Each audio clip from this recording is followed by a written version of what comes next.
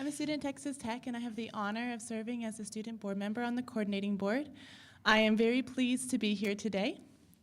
I'll be introducing the student debt goal.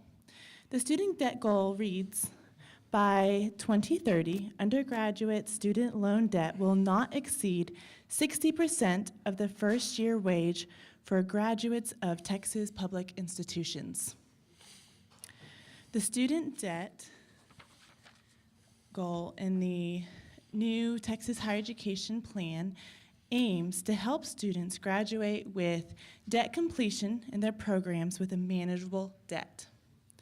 This goal challenges stakeholders to balance the levels of student loan debt with graduation earning potential the first year after college. The intent of this goal is to hold student loan debt in Texas to 60% of first-year wages after college, 60% being the current level of loan debt for students who graduate with debt. Our panelists will consider college access and affordability and how students' level of debt can be influenced. Our first panelist, Dr. Lawrence Abel, received he is a director of Institute for Academic Leadership and Provost Emeritus for Florida State University. His in-service as department chair includes department chair, dean of arts and sciences, and 16 years as provost.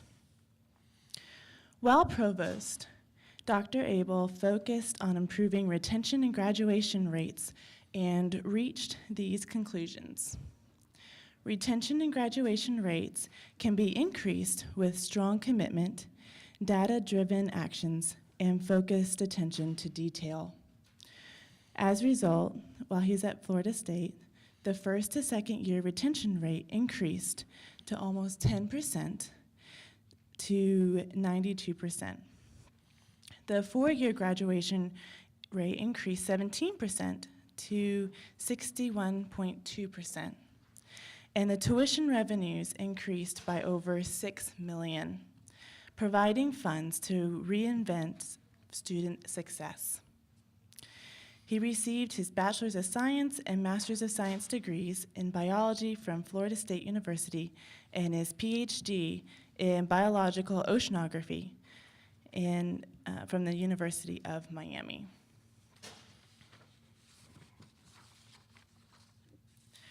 Our second panelist is Dr. Sandy Baum.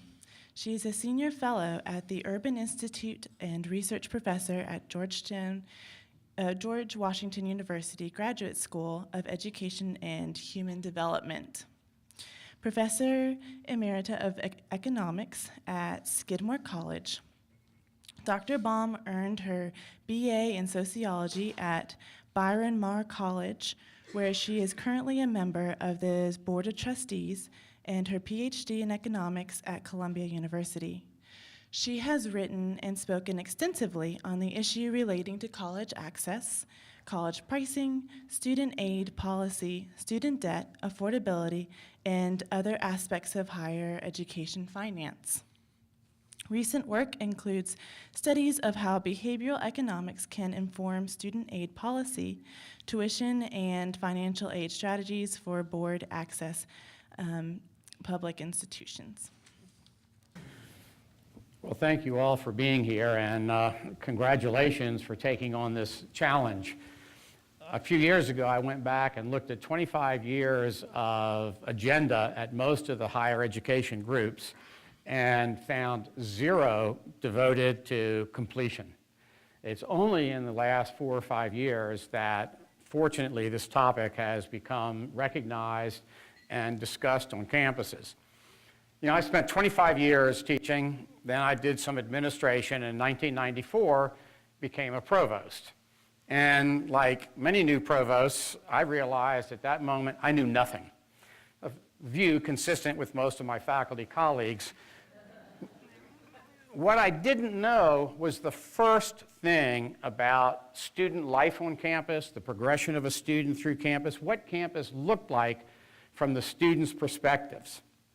And I was also shocked that our graduation rate was 58 or 60%, because we always talked about we really take good students. Well, if we took good students, presumably we thought they would be successful.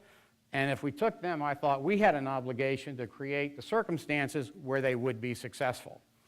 What I found was, over and over again, unintentional institution policies created huge barriers to student success. The drop policy, the hold policy, the registration policy, distribution of financial aid.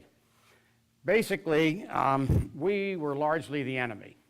And I decided to try everything I could. I drilled down on race, on gender, on socioeconomic status, on distance from home, everything I could think of, looking at when, where, and how students left, and then looked at transcripts to try and figure out why it took them so long and why so few of them were successful.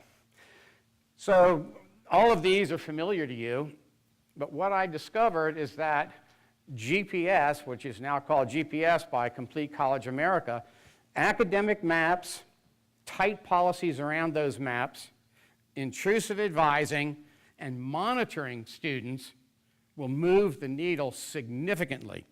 So there's two levels. One thing you do for all students, which is academic maps and the policies, and the second is what you can do for individual groups where they seem to be having trouble. You know, black males on Pell Grants have trouble in the second and third years. White females from upper income, always in the first year. There's lots of different ways to look at it and lots of strategies. So, why do students drift? I challenge you to open up your university catalog or bulletin and try and read it. It is truly unintelligible. This is one from general education. You can't roll it. I found so many times we didn't offer enough seats in classes. We offered conflicting times. Over and over again, it was a problem. So if you look at general education requirements, and this one only has 647. There's a school in Illinois with over 800. There's some other schools with over 1,000 choices. It's really absurd to call it general education when there's 1,000 choices. And how is a student supposed to navigate that? If a student wants to be a history major, you see something like this. Pick 2 from this column, 3 from this column, no description of prerequisites or what they have to do. And what you see happens is that students drift horribly. It is unbelievable to me that 40% of STEM students who absolutely have mathematics as a background did not take mathematics during their first year. 49% at a 2-year school. How on earth did we, as faculty members, allow that to happen? We put that student back 1 year already, and if you look, remember what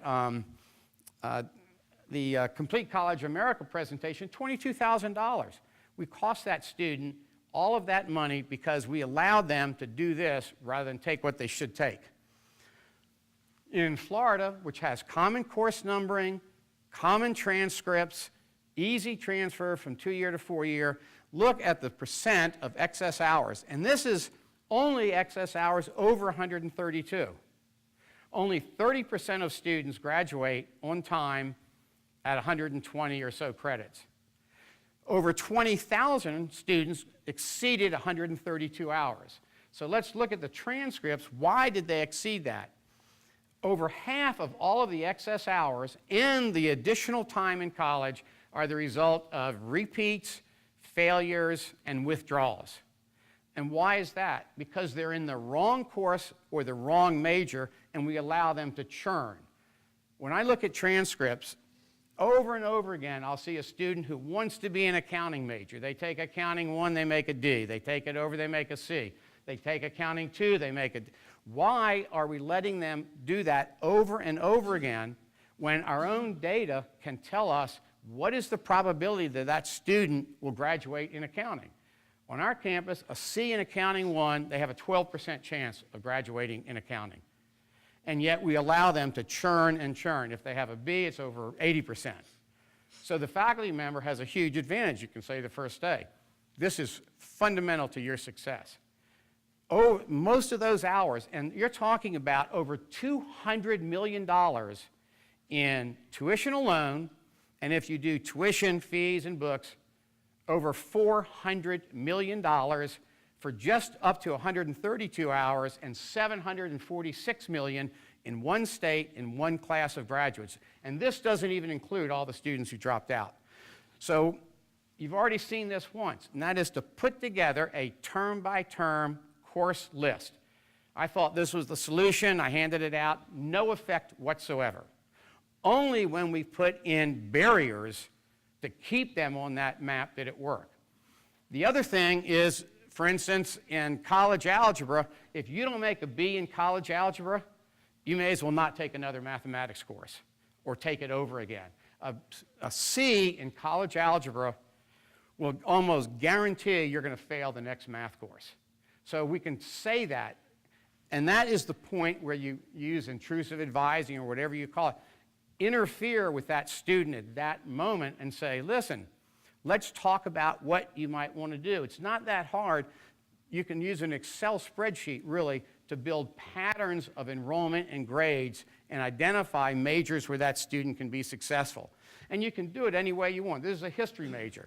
What it says is these are the courses you take, but on the other side, what you have to complete that term to stay on track to graduate in 4 years. If you, at first, I thought it was a great idea. If you didn't, I put a stop on your registration. That was a huge mistake, because a stop on the registration is one of the worst things that can happen to a student. They fall out of the queue, the classes fill up, and they're having a terrible time. It's better to let them register and then put a stop on them to come in and see an advisor.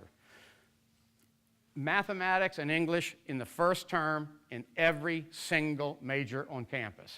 Statistically, that works.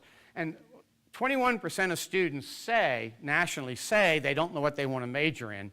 But if you look at all the people who say what they're going to major in and then the degrees, it's probably 40% really don't know what they're doing.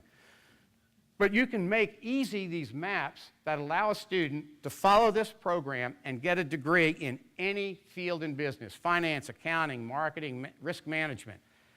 So if a student says, I'm not sure what I want to do, but I'm interested in business, you've got them on a path where every course they take moves them towards graduation, saving them time and money. The good news is the faculty have already done all the work. They've laid out all the requirements in the catalog. They've laid out all the prerequisites. All it takes is reformatting it into something that is intelligible to a student. And think about the advantage. When the student goes to see the advisor knows what that student's supposed to be taking and when they're taking it and where they are on that pattern. The issue is, how many times are you going to let a student fail a milestone course or not take it before they have to change majors? That may sound harsh, but I promise you, look at transcripts. Students are not exploring, they are lost. Choosing a major, workshops, doing all these other things that work. In 2000, I was stunned to find that 1/3 of our student body had over 120 hours and were more than a term away from graduation. Lots of students, almost 30%, had over 140 hours and not close to graduation. I don't know about y'all, but I was not prepared for that. I mean, I was stunned. And our 4-year graduation rate was down to 44.2. In 2003, we put in Academic Maps, Milestones, Intrusive Advising. We cut the number of excess hours in half, and then by 2009, we were down. Out of 31,000 undergraduates, we had about 1,500 with excess hours, and our 4-year graduation rate went to 61.2%. We graduated more than 3,000 students using the Academic Maps in a faster, shorter amount of time than we otherwise would have by not following these steps. And every student benefits. You talk about an achievement gap. We started Hispanic students, 50.8%. We're now at 79.2. African Americans, 56, 78.6. And overall, 60.7 to 79.6. All of this can be accomplished with relatively small amounts of money, but intense focus and attention. And when I say, you heard about urgency, the urgency is we met every single week to monitor how every student was doing. You say you can't monitor 30,000 students. Of course not. They're not all in trouble at any one time. You know, maybe 600 or 700 are. That is a manageable number to monitor their success. Think about the money. You know, we cut down, that's those students, the state's contribution, probably save them on the order of $800 or $900 million over those 4 years. A huge savings. They're out in the workforce, everyone's doing better, and it is not that difficult to do. My colleague, Dr. Baum, knows a lot more about debt. I was here to tell you, you can shorten the time to degree, you can save money, you can shorten the number of hours it takes to graduate, and that is another way to reduce debt by getting them out sooner. So thank you.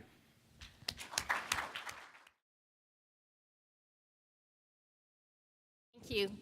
It's great to be here. I'm particularly happy to get to speak after Dr. Abel because he and my father actually worked together for many years at Florida State University, so this was great of you to put us together on this program. I would also say that I think a lot about student debt, and I have to say that these issues, how do you get students to complete their programs in a timely manner, that is the best thing we can do to help the student debt problem. The real student debt problem is people who don't graduate. It's not the typical person you see in the New York Times with a bachelor's degree working at Starbucks. It is the people who don't get through. And the amount of debt for people who take 6 years to get through is much higher than the amount for people who take 4 years to get through. So you have this big goal, and really thinking about student debt and how to make sure that students can manage it is terrifically important. You need to think about that average, but you really need to think about people who are not the average, because the student debt problem is much more about the people. I mean, an average means that there are a lot of people with less and a lot of people with more, and the best thing to do is worry about who has more and why.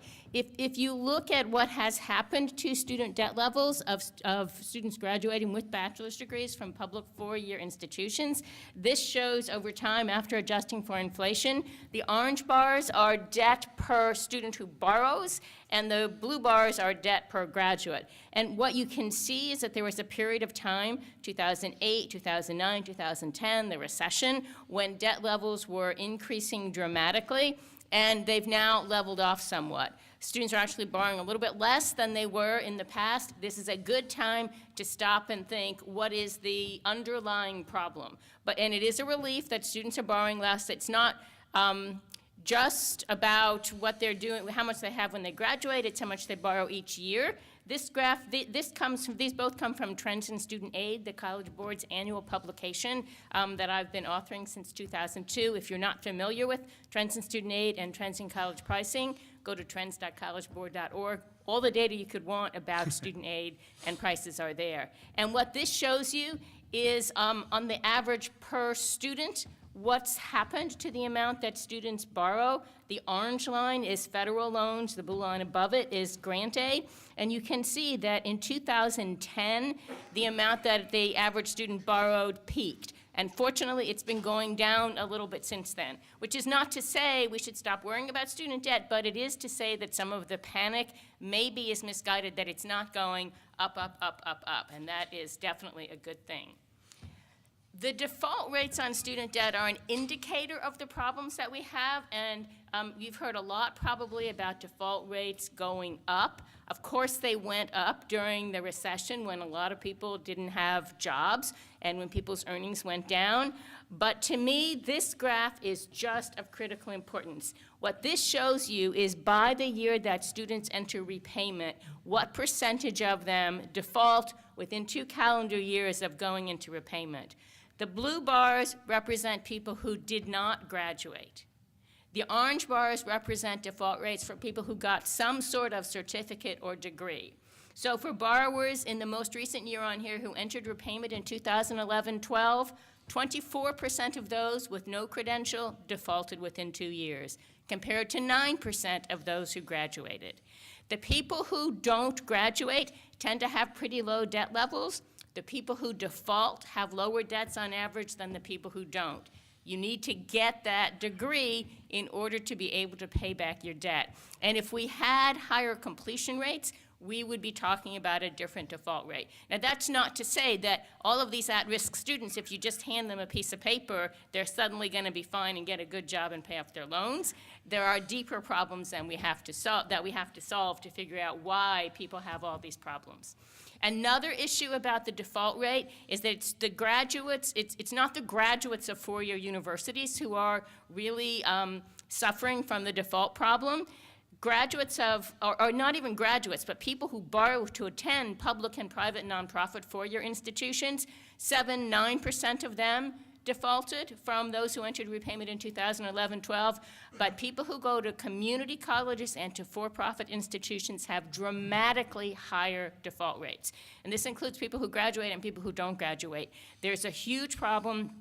These people tend to have worse labor market outcomes. Of course, there are a lot of low graduation rates, but these, even when they get credentials, sometimes they have great labor market value, sometimes they don't. And actually, the default rates of people who complete at two-year public colleges and for-profit institutions are pretty similar to the default rates of people who don't complete at the four-year institutions. So we have to worry a lot about what's going on with the students there. Now, at for-profit institutions, almost everybody borrows, so it means most of those, high percentage of those students default. Community colleges, many fewer students borrow. So there's something going on there with who are the community college students who borrow. They do tend to have high default rates, but most people who go to community colleges don't borrow, so it's a very, very different story. But again, no matter which group you're looking at, what you want to know is who's borrowing a lot. That's the way you're going to get your debt at graduation down, is to think, one, about all students completing, but two, about who are the students who are really borrowing a lot and therefore bringing the average up. And the most recent data that we have are for people who got degrees in 2011-12. But this is for just bachelor's degree recipients. So who are the students who are graduating with a lot of debt? And you can see here in the top bar that it divides people by how much debt they had when they graduated. On the right-hand end of that top bar, 18% of the bachelor's degree recipients had borrowed $40,000 or more. And another 12% had borrowed between $30,000 and $40,000. So who are those few people who had a lot of debt? 30% had no debt. Another quarter had less than $20,000 in debt. We're less worried about them. But these bars correspond to the ages at which people received their bachelor's degrees. And what you see here is that among those who were age 23 or younger, only 11% had borrowed $40,000 or more. Older students are much more likely to borrow a lot. Partly, if you're older, you can borrow more from the federal government, but partly these students are borrowing money to live and to support their families. They also tend to take longer to get through college. So older students are a particularly important area of focus.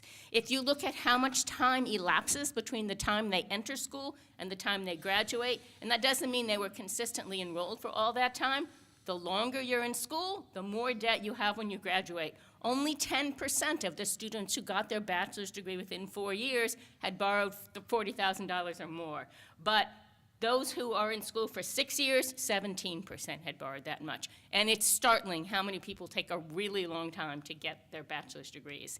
So what are the things we need to do? We need to increase completion rates.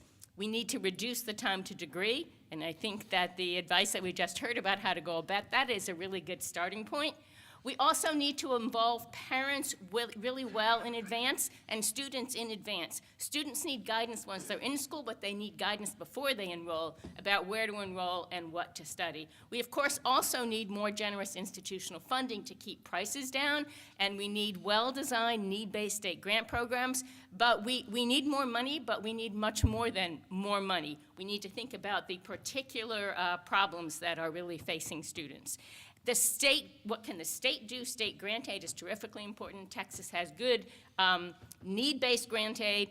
The average grant aid per student is about comparable, $730 per student, to the national average. The states that tend to have really generous grant aid, unfortunately, allocate much of it without regard to financial need. So going in that direction is not constructive in terms of reducing student debt. Being more generous, but also being basing it on need. And there's Texas. This is really important. This lines up all the states in terms of the percentage of their state grant aid for which they consider financial need. staying that way is a really important component of making sure that you're directing the dollars towards students who really need them.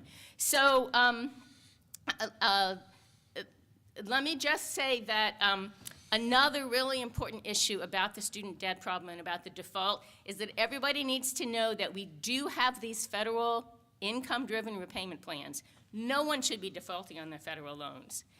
Because if you have federal student loans, you can enter income-based repayment. There's sort of 6 different plans with different names, and they're very complicated. But you never have to make payments that are unaffordable.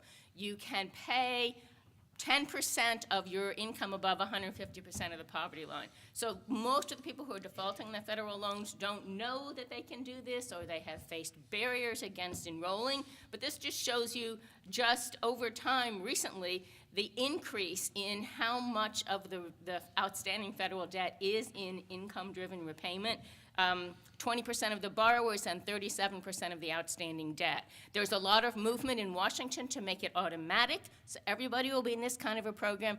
That should have a big impact on student loan default, but we have to be very careful. The goal here is not just to say no one ever has to repay, right? So when you think about how much students can borrow, you want to make sure you're really thinking about how much they'll be able to repay at the same time that you provide them with protection in case they can't. You still, even if we have income-based repayment, don't want to encourage them to borrow more. And that is a real risk. So I would encourage you to keep this policy about limiting debt in place and not to let people say, oh, it doesn't matter, because they won't have to pay it back with these income-driven programs. So I think that basically, I mean, in terms of thinking about how do you get students to borrow less, the most important thing is that a lot of the public discussion about student debt is really off track. It's not that a generation is being crushed. Most students are actually fine. The students we need to worry about are those who are on the tail, who borrow much more than the average, and we know who those people are. We can predict it. And also, students need to graduate in order to be able to repay their debt. Thank you.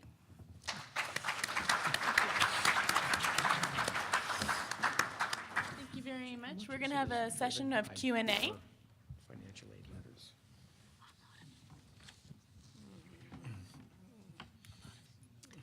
Hi, outstanding presentations, very, very well done. And I have a question that has kind of 2 parts to it. One, how can we get students better educated about what they're getting into as they get into this debt cycle? And 2, legislators, both state-oriented and federally, kind of forget the history of when there were really grants and then moved totally to these loans. And so they blame higher ed for all this debt. Meanwhile, there was definite public policy that changed what happened. And I think that's a bigger issue of how much do we value an educated population. Let me just say that actually, it's not that we don't have the grant aid anymore.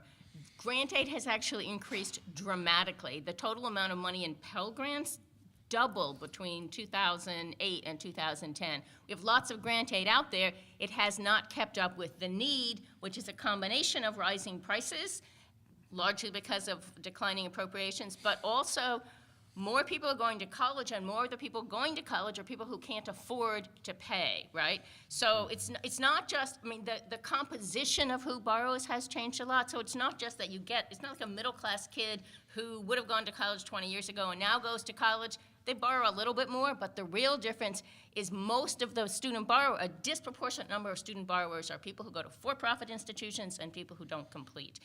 But you can change behavior a lot. I think just as these guided pathways help, there are lots of experiments going on now about what if you change the way you explain in the award level? What if you don't tell people they could borrow $5,500? What if you leave that off and say, if you want to borrow money, call this number? Then a lot of people don't. What if you gave them a choice? Do you want to borrow $0? Do you want to borrow $1,000? Do you want to borrow $2,000? Instead of just saying you can get $2,000. These kinds of ways of influencing people, what if you send them a text message? People respond dramatically just to getting a text message. It's not that hard. Would you recommend that Texas? one of the things that, as I mentioned, many surprises. The first time I went over and I looked at a financial aid letter, the award letter, and I think I'm fairly literate. I didn't think I could read it. I didn't understand the first reading where grants ended and loans began. And at that time, I was tutoring 4 kids through the GED, kids 25, 28 years old. Well, one of them then goes to the local community college, gets his financial aid letter, and takes out $17,000 in loans because all he had to do was put a check on the bottom. There are model letters, and I think the state would do very, very well to adopt a uniform model letter for financial aid so that students, especially the neediest students, truly understand it. And I'm sure Dr. Baum can give you lots of examples. I have a question about the meta-major map that you do. Have you ever actually published the predictive score that is needed for success in a separate degree plan or major before? And do you think that would help, if not, help the student decide what they can possibly get into? I don't know that people have published it because it's pretty much not exactly but close to school specific. But there's tons of software that will allow you to run that. And look at, I just did it on an Excel spreadsheet, looked at grade distribution in the initial course and then followed them through to degrees. When they made their move and into what other major. Now, I mean, you don't have to do it in Excel. There are tons of programs that'll do it for you. But that is when you're advising a student, it's extremely helpful to be able to show them, well, look, here's some students who've done about like you have, and here's majors where they were successful. I was nervous at first that they would put all of them into this special major that we have called Interdisciplinary Social Sciences. You give me 120 hours, I give you a degree. But it didn't. It gave them, finance students struggling, suggested marketing. It really does a good job of offering options that are viable. So like when a student is looking at a certain course or field of study and they see, I need to make a B in this, do you think that would help them decide themselves to go into a course or not, course of study? Yeah, I think it does. I don't know how many schools. I know that Florida International, there's about 8 or 9 schools that now publish the grade the minimum grade that would lead to success in that major. Since I retired, I'm trying to get our school to go back and add them. We have the grades, we just haven't updated the maps with them. Where does all the money that winds up going to these students in the form of a loan come from? Is it federal dollars or state dollars or a combination, or in the real world there's a banker. The banker won't make the loan unless she thinks she can pay it back. So there's somebody here, and I'm a home builder, so I watched them go through it on the housing side where you made tons of loans to people that couldn't afford to pay it back, and there's a big meltdown as a result of it. And there used to be a program, Sally Mae, that was private lenders making money guaranteed by the government to students, but it was regulated, and they didn't make loans to people that couldn't pay them back. Apparently, there's just an open spigot somewhere that's flowing to anybody that checks a box. Is that where we are? So, yeah, most of the loans are federal loans. Students borrowed about $10 billion last year in private loans. That's less than 10% of the market. For a while, in the sort of about a decade ago, about a quarter of the loans were private loans, but now most of them are federal loans. So the problem is that the purpose of the federal government being involved in student loans is that students don't have what it takes to get good credit, right? There's no collateral for these loans. You can't take back the education if they don't repay their loans. Many of them don't have credit ratings, and the purpose is to create opportunity. So we don't want to say, oh, you have a low-income background, you don't have a cosigner, you were a C student in high school, forget it, you're not going to borrow money, because then they won't have the opportunity to go to college. The point is to be able to help some riskier borrowers. The problem is, and by the way, it used to be that the federal government guaranteed loans made by the private sector. They were also available to all students with no credit restrictions. Now they're all made directly by the federal government, but it doesn't change who can get the loans. And the problem is that that makes a lot of sense, but we've really gone overboard in the sense that we raise, like if you're a graduate students are a huge problem. You can borrow all the money you want to pay all the costs of attendance. Older undergraduate students can borrow up to $57,000 for their undergraduate careers. So we don't give people guidance about where to borrow the money, about when to borrow the money, how to use the money, and we just say, here's the money, go off and do it. And many of them are borrowing not for tuition, but for living expenses. But credit risk rating student loans is really problematic in terms of opportunity. So we need to make this progress through guiding students, telling them it's not a good idea for you to borrow all this money, and making sure that they get their money's worth when they borrow. Is there any dialogue going on between institutions of higher education and the federal government over how we disperse this? I mean, it's human nature to take all you can get. Yes, there's a lot of dialogue about it. Nobody's going to go to the bank No. window and say, oh, you loan me 10,000, I only need 5. You take the 10 and you go down the road. There's a lot of dialogue about it. I mean, one of the problems is if you're a part-time student, you can still borrow all the money. They could change that. You shouldn't be able to do it. But I think, and this is related to this issue of telling students maybe it's not a good idea to major in something too.